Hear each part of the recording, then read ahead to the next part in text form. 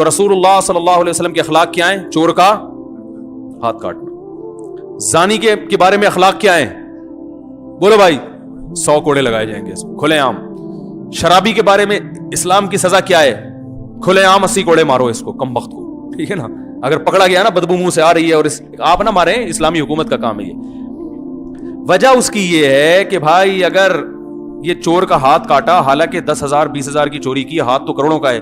بات یہ ہے کہ چوری ایک ایسا جرم ہے کہ یہ اتنی آسانی سے اتنا کچھ انسان کما لیتا ہے کہ اس جرم میں اسباب کی دنیا میں توبہ کرنے کا امکان بہت کم ہوتا ہے. میں سمجھا پا رہا ہوں اپنی بات؟ چور توبہ بھی کرتے ہیں لیکن توبہ کرنے والوں کا ریشو کم ہوتا ہے. کیوں؟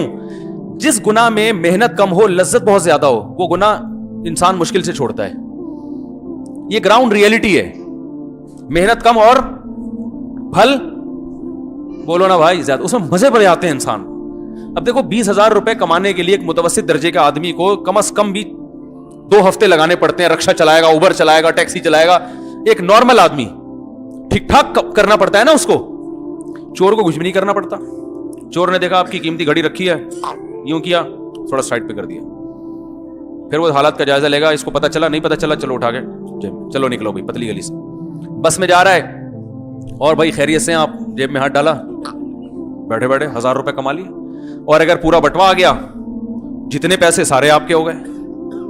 پھر وہ ایک دن میں جب گنے گا جا کے نوٹ کہ یار یہ تو ماشاءاللہ 20,000 روپے, کیا کچھ نہیں کرے گا, تو پھر وہ ہر ایک کو اسی نیت سے دیکھے گا. وہ مفتی صاحب کو بھی اسی نیت سے دیکھے گا, گلے ملتے ہوئے یوں یوں کر کے ہاتھ مارے گا.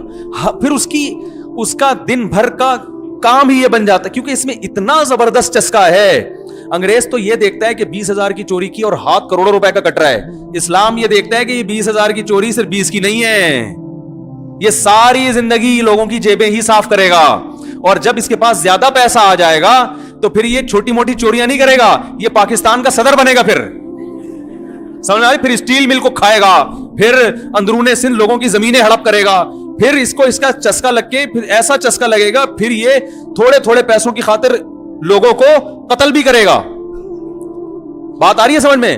پھر جب اس پر کیس بنے گا تو اتنا کما چکا ہوگا یہ کہ ججوں کو بھی خرید لے گا. یہ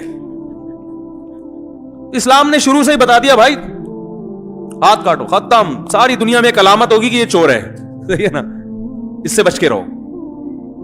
اور جس ہاتھ سے چوری کرتا تھا وہ ہاتھ کٹ گیا. میں سمجھا پا رہا ہوں اپنی بات؟ تو اخلاق کا تقاضا ہے کہ چور کا ہاتھ کاٹا جائے. یہ اخلاق کا تقاضا ہے. کس سے اخلاق؟ لوگوں کے ساتھ اخلاق کا, لوگوں کی خیر خواہی اس میں کہ چوروں کا ہاتھ کاٹ دیا جائے, پبلک کی خیر خواہی.